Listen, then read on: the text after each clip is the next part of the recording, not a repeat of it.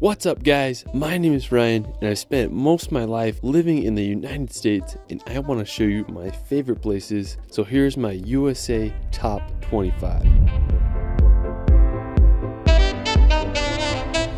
The US is an incredible country, from the beautiful Hawaiian Islands to the wild rock formations of the Southwest. Each part of the US has something unique to offer that deserves a visit. Let's start this video off at beautiful Lake Tahoe. I have to say that it's my favorite lake in the USA. Located right on the Nevada and California border, Lake Tahoe is the second deepest lake in America with a depth of over 1,600 feet. I mean, it's just absolutely massive. What I love about this lake is how clear the water is. I mean, it's just such a stunning blue color. It's also famous for having smooth granite rocks that peek out of the water. Now, a great place to go is Sand Harbor Beach. It's full of clear water and tons of Lake Tahoe rocks. It's an ideal place to swim and paddleboard. Me and my wife were there back in May. Now, while the water was freaking cold, it was still fun to go there and enjoy the scenery. If you do go, I'd recommend visiting in July or August so the water can warm up a little. After, we're going to head over to Yosemite National Park. Now, located about a 4-hour drive from Lake Tahoe, Yosemite is one of the most stunning national parks. It's famous for its massive granite cliffs, clear streams, and powerful waterfalls. One of the coolest features of the park is Half Dome. It's this gigantic piece of granite that rises over 5,000 feet from the valley below. One side is a sheer cliff, while the other half has the appearance of a rounded dome. One of the most famous waterfalls in the park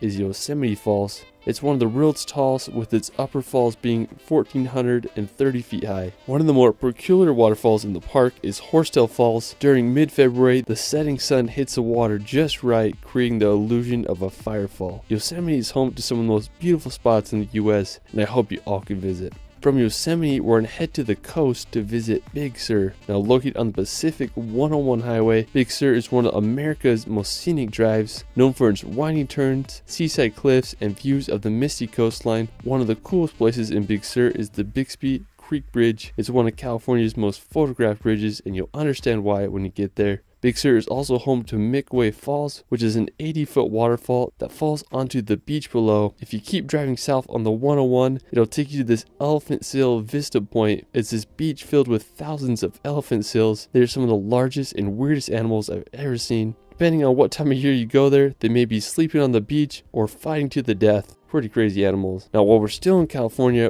we're going to visit the California redwoods. Now, the redwoods are the tallest trees in the world, with the highest reaching 379 feet tall. There are groves of redwoods scattered along the northern California coast, and there are plenty of places to see them. I went to the Jedediah Smith Redwood State Park. We explored the grove and I was just blown away by the size of the trees. Not only were the trees amazing, but just the whole ambience of being there. The trees pretty much blocked out all sunlight, and then the ground was covered in these ferns that made it feel like you were in a Jurassic Park film. I mean, such a magical place. Now, after exploring California, we're going to make the drive up to Oregon. Now, I have to say that Oregon is one of my favorite states. It's home to massive volcanoes and countless waterfalls. Me and my wife did a road trip through the state about a month ago, and it was extremely enjoyable. Oregon is home to some of the best coastline in the USA. I highly recommend just driving down the 101 Coastal Highway. One of my favorite stops was this place called Meyer Beach. It had these massive rocks, and we had the beach all to ourselves. Another scenic spot is the Samuel H. Boardman Scenic Corridor. It's one of the most beautiful spots on the Oregon coast, in my opinion. If you keep driving up the 101, you'll reach Cannon Beach. When you think of Oregon, you might think of Cannon Beach. I remember first seeing this place on Steven Spielberg's movie The Goonies, and I've wanted to go ever since. It's famous for its haystack rock. It's this massive 235-foot sea stack that shoots out of the ocean. In 2013, it was listed as one of the world's 100 most beautiful places by National Geographic, and I totally understand why. It's a wonderful beach to relax or jump in the water if you can handle the cold. After Oregon, we're going to head up to neighboring Seattle. Located in the state of Washington, Seattle has to be one of my favorite cities. I just love how it's built right on the Puget Sound, contrasted with a skyline full of skyscrapers and a backdrop of the massive Mount Rainier. Now, one place you gotta visit if you're in Seattle is Pike's Place. It's a public market that has been open for more than 100 years. It's full of fresh produce stands, unique shops, and the world's first Starbucks. I just love all the colors, smells, and just all around vibe. Pike's Place is also home to the Gum Mall, it might gross you out, but at least it's full of colors. After Seattle, we're gonna head up north to visit Alaska. When you think of untamed wilderness, Alaska is it. And it's just a land full of some of the world's biggest mountains and glaciers, and it's one of the few places in the USA where you can see the aurora borealis. When I look at these landscapes, I mean, they're just so vast and untouched. I mean, it's unbelievable. One popular form of transportation is by helicopter or bush plane because some spots are just so remote. So if you ever want to escape the chaos of the world, Alaska may be the place you gotta go. After Alaska, we're gonna head over to Hawaii to visit the island of Oahu. All the Hawaiian Islands, I have to say Oahu is my favorite. I lived there for over 8 months on the North Shore, and it was some of the greatest times of my life. If you love hiking, surfing, or adventures, Oahu is the place for you. One of the most popular places on Oahu is Waikiki. It's a perfect combination of city and ocean. The beach is lined with high-rise hotels and shops. It is a perfect place to surf and catch some waves. Another one of the most famous places on Oahu is the North Shore. The North Shore is 17 miles of coastline that is home to some of the greatest surfing in the world. One of the most well-known beaches on the North Shore is the Bonsai Pipeline. The waves are created by a super sharp and dangerous reef that causes the waves to break just right. During the winter months, some of the most popular surfing competitions are held here, and the waves can reach over 20 feet high. When there aren't crazy waves, I love swimming on the North Shore. The water is so clear and the waves are just such a fun time to swim in. While we're still in Hawaii, we're going to head over to the island of Kauai. Of all the Hawaiian Islands, Kauai is the oldest, making it the most beautiful and diverse. It's nicknamed the Garden Island, and when you go there, you'll understand why. One of my favorite places is the Na Pali coast. There are very few places in the world, if any, that match the beauty of this coastline. The Na Pali coast is filled with sea cliffs that rise 3,000 feet from the ocean, contrasted with deep, narrow valleys that empty to the sea below. There's several ways to experience the Na Pali coast. One of the best ways is by helicopter. Prices range from anywhere between $200 to $300 for a 50-minute tour. You'll be able to get some of the best views of Na Pali coastal cliffs and valleys. Another great way is through a boat tour. These range from 3 to 6 hours and cost upwards to $150 per person. If you're on a budget like me, there's plenty of hikes and lookout spots you can go to. One of my favorites is the Kalalua Lookout. Another amazing place to visit in Kauai is Waimea Canyon. Nicknamed the Grand Canyon of the Pacific, it's over 10 miles long and 3,000 feet deep. I just love the contrast between the red rock against the tropical vegetation. After exploring the Hawaiian Islands, we're going to head back to the continental US to visit the iconic New York City. With its massive skyscrapers, diverse cultures, and hustle and bustle atmosphere, it's a place that needs to be experienced. I was fortunate enough to live in New York for a few months, and the city lifestyle quickly grew on me. One of my favorite places in the city is the Brooklyn Bridge. The Brooklyn Bridge is one of the most photogenic places in all of New York. It's this massive bridge that connects the boroughs of Brooklyn to Manhattan. The bridge was finished in 1883 and it's become one of New York's most popular attractions. I used to love walking across the bridge and enjoying the view of Manhattan and the water below. The bridge is a great place to experience during the day, and it gets even more stunning at night because you'll be able to see the city lights. One of the most famous places in New York City is Times Square. It's one of the world's most popular tourist attractions, bringing in over 50 million people each year. It's full of thousands of lights and advertisements. I mean, there's just so much energy there. You can walk around there for hours. There are entertainers on the street and tons of other random attractions. Now, if you want a nature break from the city, you can explore Central Park.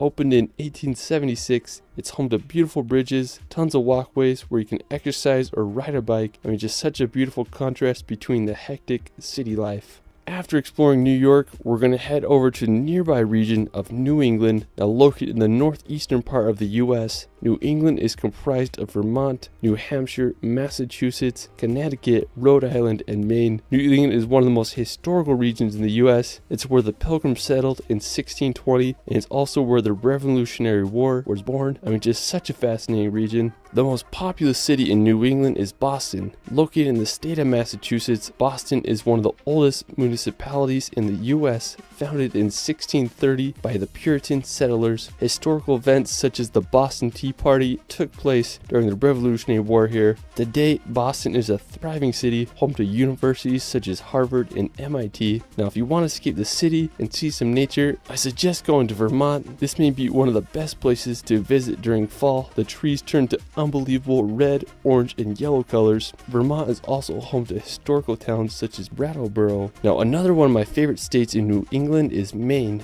Maine is the northeasternmost point in the US as it borders Canada. It's famous for its scenic coastline filled with lighthouses and lobster shacks. One of my favorite cities in Maine is Portland. It's a charming city on Maine's coast. It was first settled in 1623 by European settlers. Today it's known for its old port district and harbor. One of the coolest places is the Portland Head Light. It's a historic lighthouse that was built all the way back in 1791, making it the oldest lighthouse in Maine. Another beautiful place in the state is the Acadia National Park. Acadia is mostly located on the Mount Desert Island. The national park is full of granite peaks, rocky coasts, and tons of beautiful trees. I have to say it's one of the most impressive national parks on the East Coast. After Maine, we're going to head to the opposite side of the country to visit the Florida Keys. So the Florida Keys are a Coral Cay archipelago located right off of southern Florida. It's basically the American version of the Bahamas. What's really impressive is that all the islands are connected by a road, making it one of the coolest drives in the US. I was out in Florida in December and I really wanted to drive all the way to the end of the Keys. When you drive on the bridges, you'll be able to see the blue Caribbean Sea.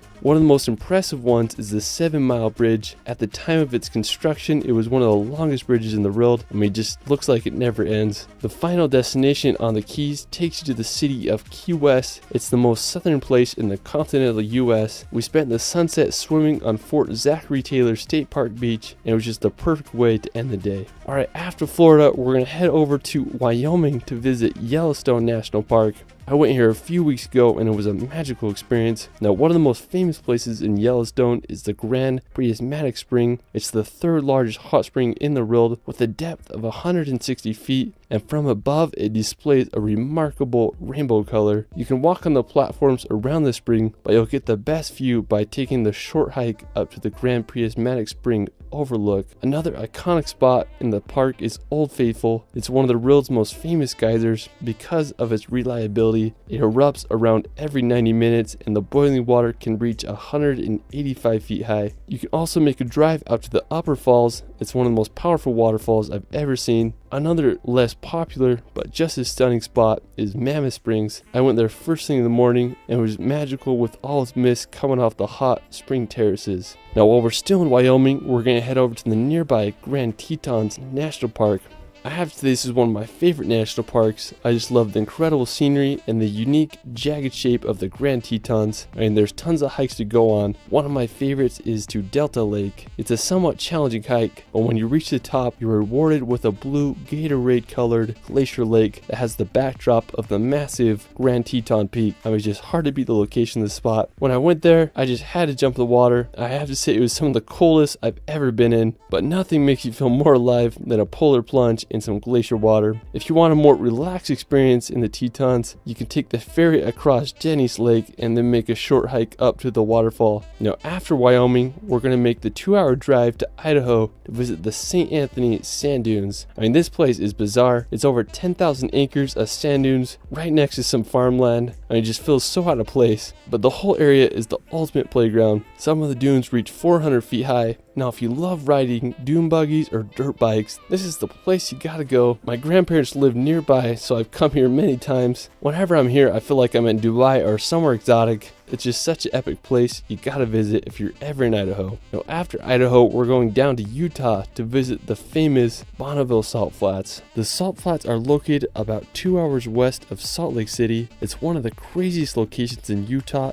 and the world. It's basically 30,000 acres of mud covered in a layer of salt. There's no vegetation, so all you see is white and the surrounding mountains. The Salt Flats have been featured in many music videos and movies such as Pirates of the Caribbean. I love coming out here and just messing around on the salt, whether it's setting up a tramp on the salt flats or jumping over my car. Since the salt is completely flat, the world's fastest land record has been set here. If you do go, be cautious about driving on the salt because you can sink your car if the salt isn't dry. Now, when it rains, the salt flats become the world's largest mirror, and it's just truly a surreal place that you have to visit if you're ever in Utah. After Utah, we're going to New Mexico to visit Shiprock. Now, this may be one of the most random and unique rock structures I've ever seen. Special thanks to my friend David and Rule. for helping me out with the footage here. He has some amazing shots of shiprock. What I think is so unique about it is the volcanic spines that lead up to the rock. From a Google Earth point of view, you can see 3 volcanic spines that all come together at the rock. I mean, I've never seen anything like it before. The rock is sacred to the Navajos. They named it the Rock with Wings. I mean, what a bizarre place. While we're still in the southwest, we're going to visit Lake Powell. Now, Lake Powell is one of the coolest man-made lakes in the world. It's a reservoir that is located in Utah and Arizona. It's been called America's Lost National Park because you feel like you're in the Grand Canyon, except it's filled up with water. Now, Lake Powell was created back in 1960. A lot of my family and friends will rent a houseboat and go boating down here for weeks during the summertime. I mean, I just can't think of a better place to go wakeboarding, and it's a mecca for cliff jumping and water sports. I mean, Lake Powell is such an incredible place, and I hope you all can visit one day. Now, a super cool spot right outside Lake Powell is Horseshoe Bend. It's this picturesque section of the Colorado River surrounded by massive cliff walls. Another really fascinating nearby attraction is Antelope Canyon. It's located just 20 minutes from Horseshoe Bend. Now, Antelope Canyon is one of the most impressive slot canyons in the world. From the outside, the area just looks like a normal desert landscape. As you descend in the slot canyon, you'll witness some of the most beautiful sculpted sandstone. The canyon was formed by flash floods and thousands of years of erosion. Now, for our last destination, we're going back to Utah to visit Zion National Park. Now, Zion is just out of this world. Pictures and videos don't do it justice. It's home to steep red rock cliffs that are thousands of feet high. One of my favorite and most famous places in Zion is the hike to Angel's Landing. It's about a 5-mile round-trip hike that's famous for its sketchy chain trail. We crossed the bridge over the Virgin River and headed up the trail. We hiked up some steep switchbacks until we reached the top. Angel's Landing is famous for its 1,000-foot drop-offs and chains that lead the way. I did the hike in the winter, so it was icy at times. I bought my 360 camera so I could get every possible angle of the trail. I was able to reach the top and the view just blew my mind.